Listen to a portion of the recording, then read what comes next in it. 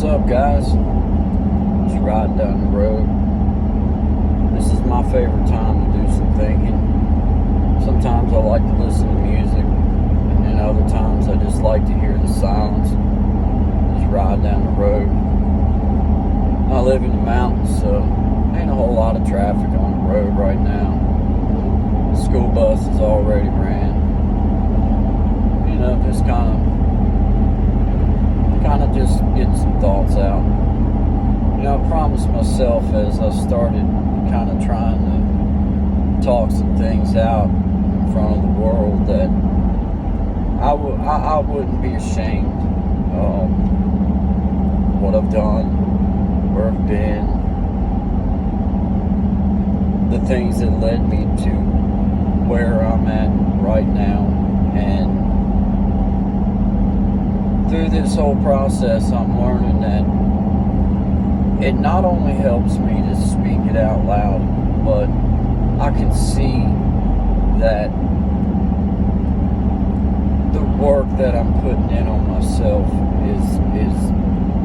it's coming to light for me, and I'm living it. Finding that first step in Christ that was my hardest part. I always knew, I always believed, I always loved hearing about the Word of Christ, and I loved to listen to individuals in my life talk about it.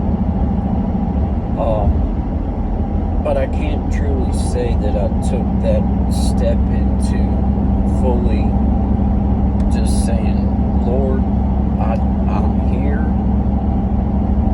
and I want to take life at life's terms.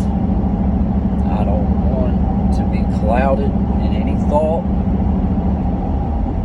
And from here on out, any mistake that I make is going to be of sober mind.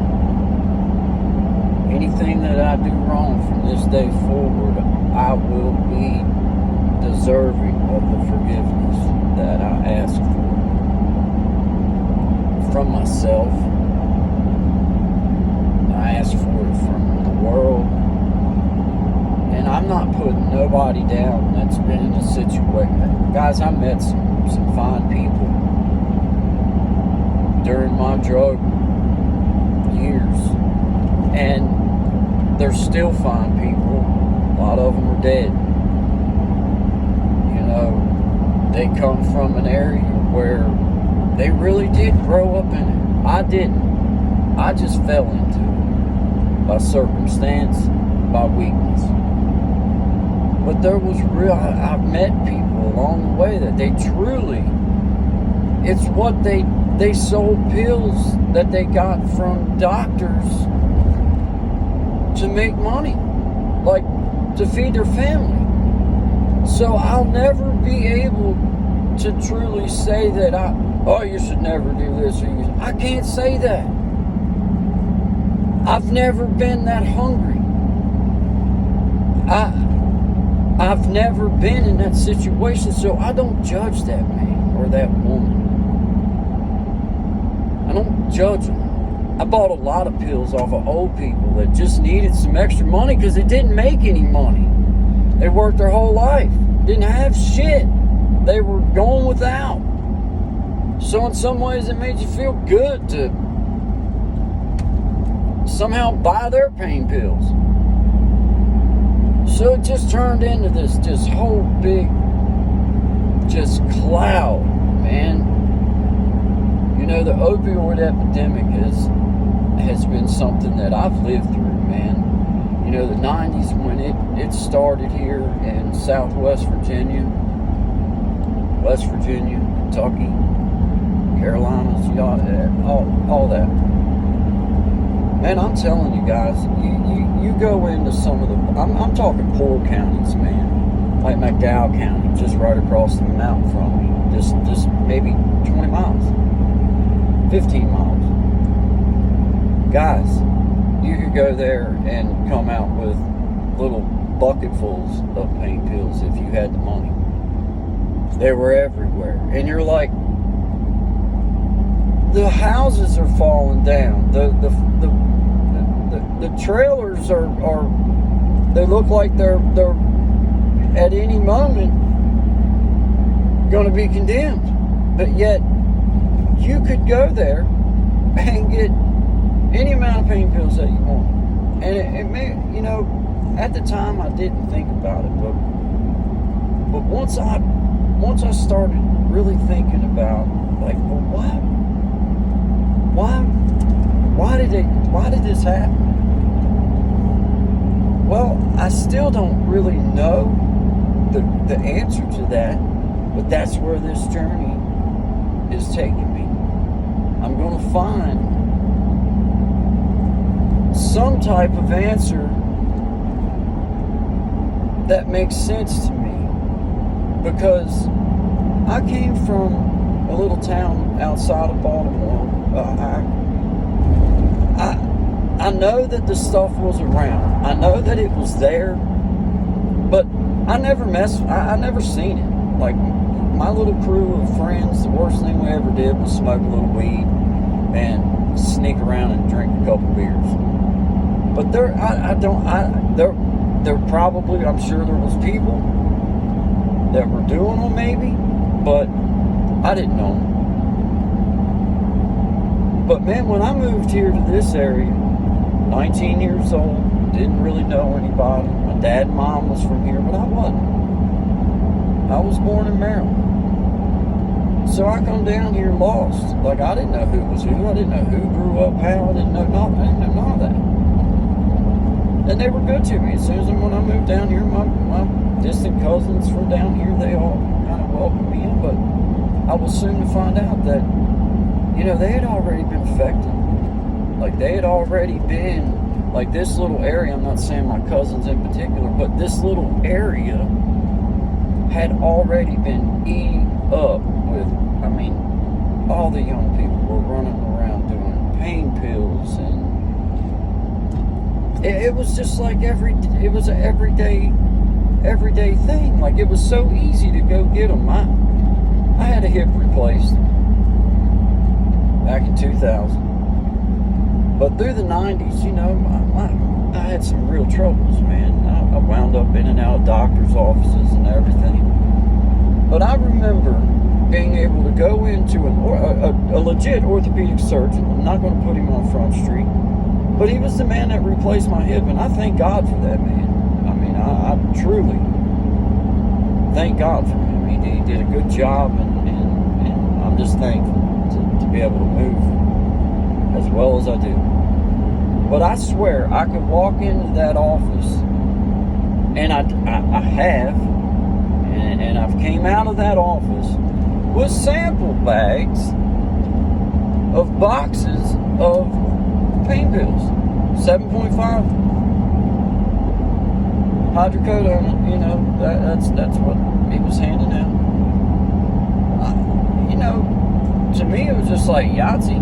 Got some extra dope, because you still got your regular prescription on top of that. So it was just a bonus. So it didn't take long that something that was just, kind of something I knew about, to where, man, I moved into the heart of the crap and was then all consumed by it. No fault of nobody but my own. But man, it was sure easy to fall into it, because it was everywhere. And why? Why was it everywhere here? Like, it was not like where I had moved from. Where I'd moved from, maybe because just my circle of friends didn't do them, but I just don't remember them. But then I moved here, and they were everywhere.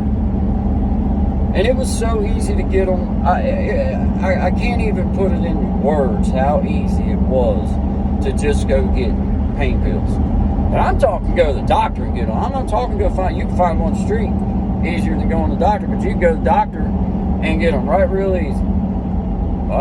It was pretty much an ask away. And it leads me back to my question. Why? Why was this area targeted? Is it because it was poor?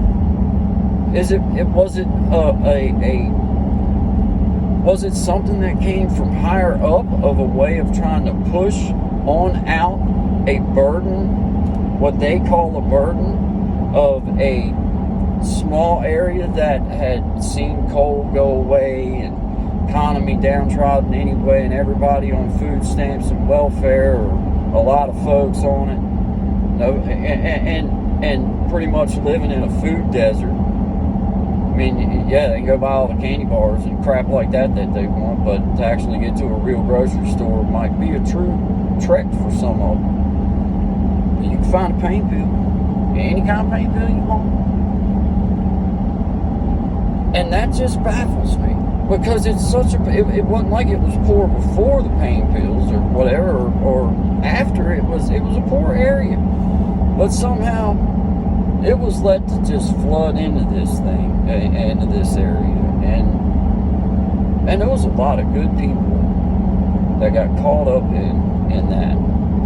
And now you've got a generation of folks that's been affected by it, and now you got their kids that's had to be raised by either people that's still on drugs, or they're fighting the battle, trying their best.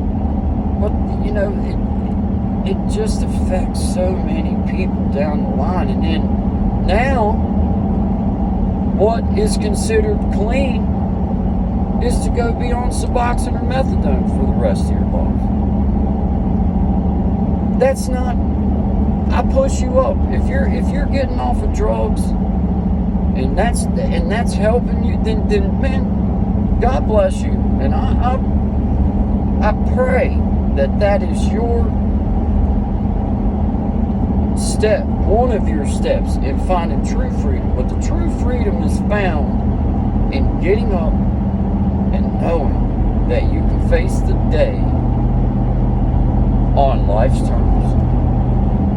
To say, Lord, I'm here for whatever it is that comes my way, but I ask you to come with me.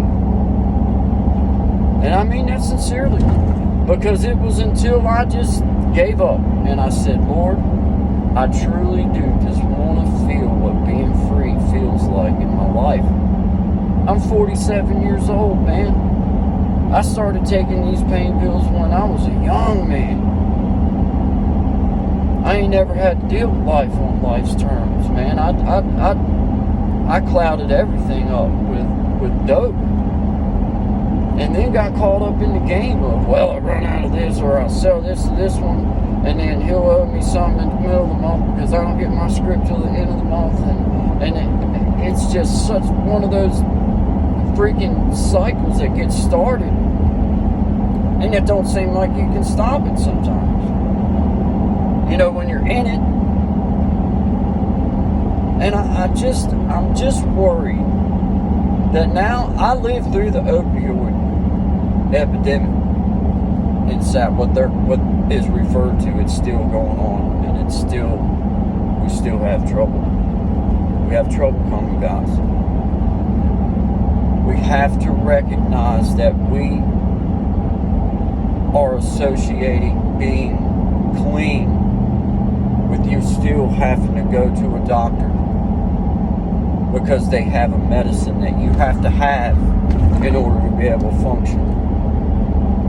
And I know that sounds callous. That sounds like, man, you don't know. I do know. I've been on dope, hard dope, Oxycontin, hydrocodone, oxycodone. I've done it all at some point, and I've done all of it at once, at some point, along with alcohol. So it does need to be spoke about, that as the government calls for payouts to certain areas because their area was affected by opioids, we now see the same areas flooded by nothing but clinics places for people to, instead of going to a doctor and getting dope, pain pills, well, now they got to go to a doctor to get Suboxone or methadone, with nobody really supporting them on their journey off of that, because there is a path off of that. I did it. I don't say nothing, guys. Nothing. I drink coffee. It's strong coffee. But I don't take no drugs. I even quit smoking back in May. And I've been smoking for a long time, since I was about 15 years old. Except for the time I was locked up. As soon as I got out, y'all, I ain't gonna lie, as soon as I got off the bus, they sent me this halfway house after I got out of prison, man. Hey, as soon as I got off the bus, there wasn't nothing looked any better than a Marlboro. I ain't gonna lie. But I'm glad to have kicked that habit too. But guys, that's something, this is something that, man, I look at my young man that I'm raising. I look at my friends that I've been a part of their lives since they was teenagers. And I'm thankful that I can see that, you know, the couple that's really close to me, I can see the ones that they're doing just fine. They made it. But then I see a whole big group of people that they deserve to make it. They deserve to get to wake up in the morning, not feel the cold chills, not feel that weird feeling like, you know, something's wrong and you can't do nothing other than go find that substance in order to fix it. And freedom isn't found for me in knowing that I still have to show up at some doc, because around here, I don't know if it works this way everywhere, but I know that for the most part, around here, you go to the Suboxone clinic and then you're married to that. You're married to that. Like, if you want to go on vacation, I guarantee your ass is planning your vacation around when your Suboxone clinic visit is. Just like you would have planned it around your doctor's visit. To go get your pain pills. And I guarantee you that if you ain't got it, it don't take long before that old terrible, terrible feeling starts creeping in on you. And you know it's coming. You know it's coming. So I just feel like now I'm man enough in this walk to face it all. There ain't not much in this world ever really scared me. This is a battle that I know I'm going to get ridiculed. I was a part of this shit, guys. So I'll say whatever I want. There is a next generation that's coming up that in 20 years from now, there'll be some kind of big settlement come to some county or state talking about Suboxone and methadone. The same thing as opioid. Same thing as all that crap.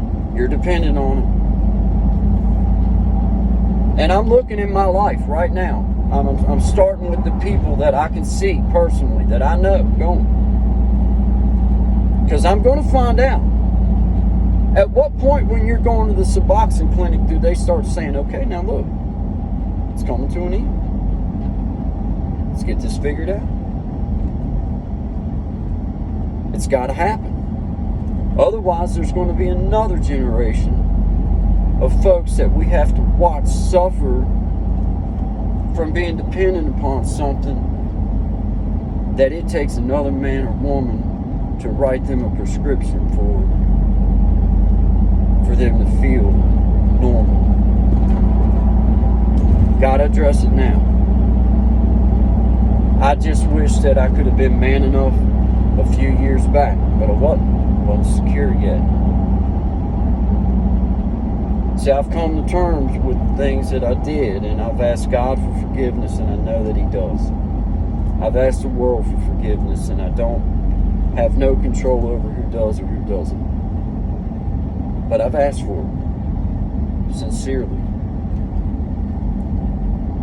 And now I say, my real battle begins. I'm ready to face whatever heat comes my way. But now I'm going to find out. And I'm going to start right at the people that I know personally. I'm not going to force them to be on camera. I'm not that dude. But I want to know, how many times have they been approached by the clinic that they go to, that they count on looking out for them? How often are they approached about, let's cut your medication back, it's time for you to start easing, let's get you eased off of this, it's time to mellow you back off of this. We don't want you as a patient forever.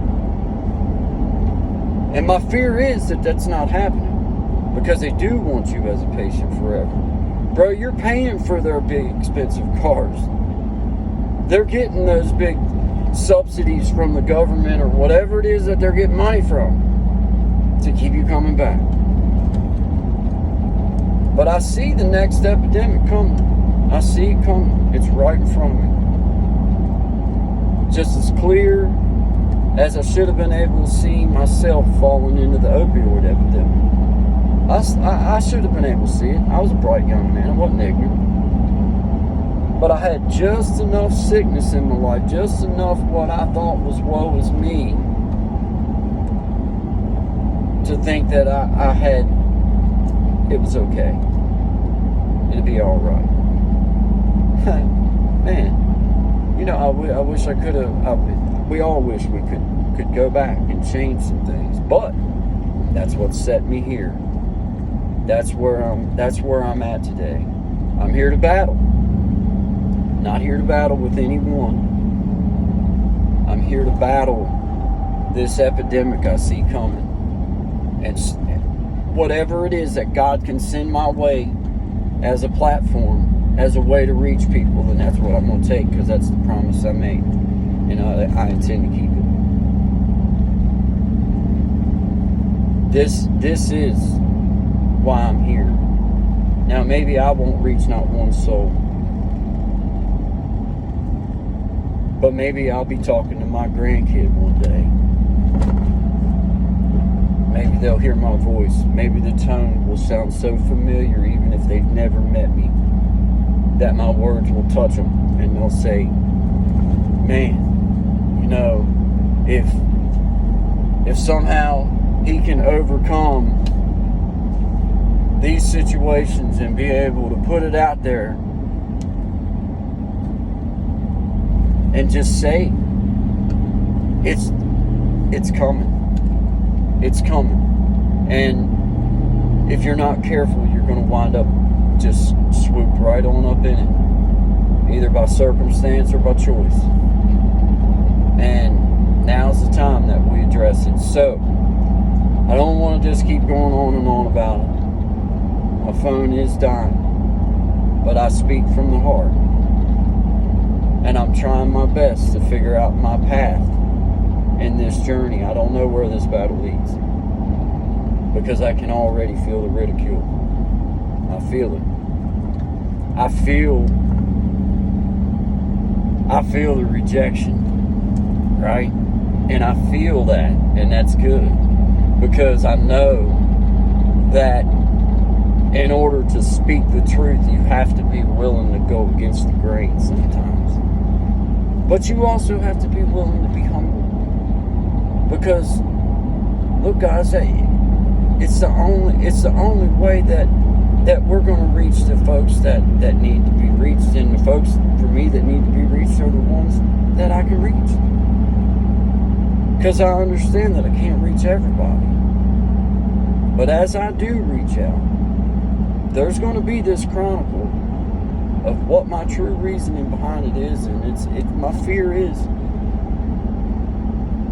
that I may be talking to my grandkid one day just like this. I may not be here, but I'm always going to be here. And I hope that the tone in my voice is a tone that only a grandpa could put out there.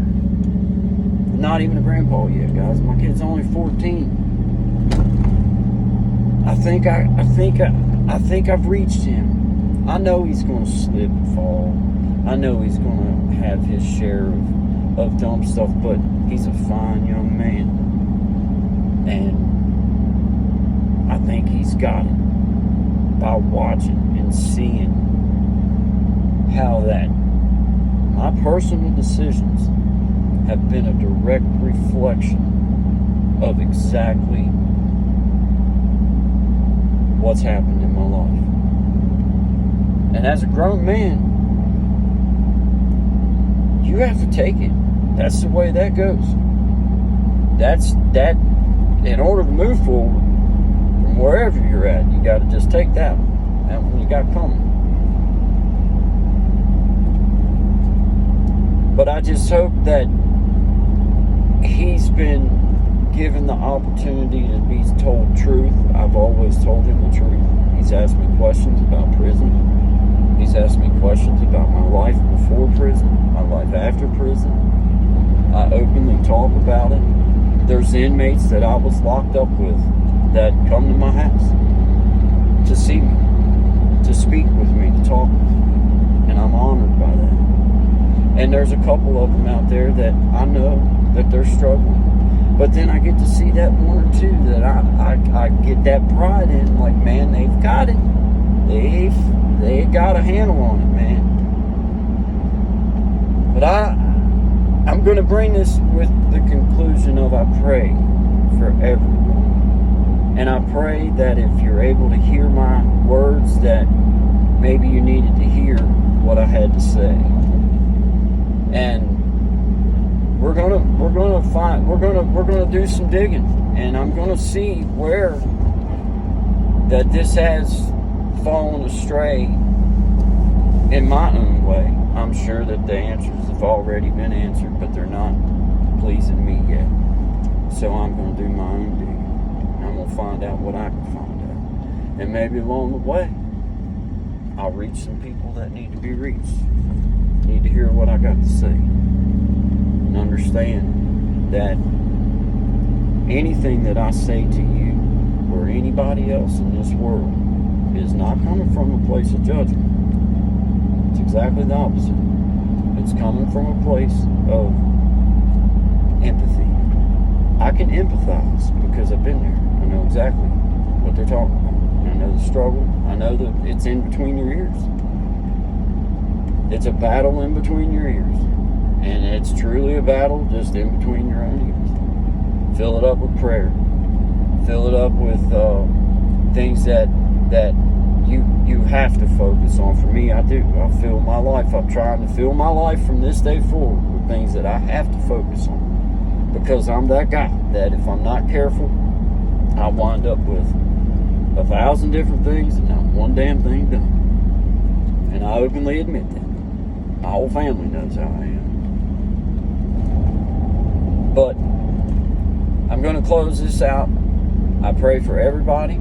I pray that we all can start recognizing this situation for what it is, and maybe start helping those that's in our lives that we can reach. You don't have to be able to reach the world. You just need to reach out, because I promise you, no matter where you're at in this world, if you'll just do just a little bit of reaching, you'll find them. There's people that are out there they're needing to hear that it's possible to kick it all and be done and live life on life's terms.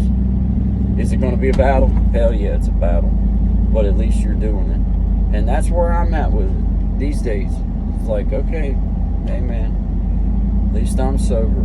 And, the days keep stacking up. It's turned into years now. It started out as days. It started out as minutes. And here I am, doing something I never even thought that I would ever do, which is share my life with people, because I did everything I could to not share my life with people for a long time, and I wish I hadn't done that, because I have people in my life that would have reached back and helped me, lifted me up. So guys, I'm going to close this out. it's a message of love. I come from a place of honesty with this, so I hope that whoever hears it can hear my words and know that now you're not forgotten about. And there's someone, we're battling. There's people out here battling with you, right here with you, and I do know what you're going through. Look to Christ. Fill your head with prayer. No, that's the first step, and then the other steps they'll just show up. All right, guys, getting ready to pull in at Zach's house and get our day going. But y'all have a great day, and know that you're blessed just to be here, just to be a part of this here grand world. Y'all take care.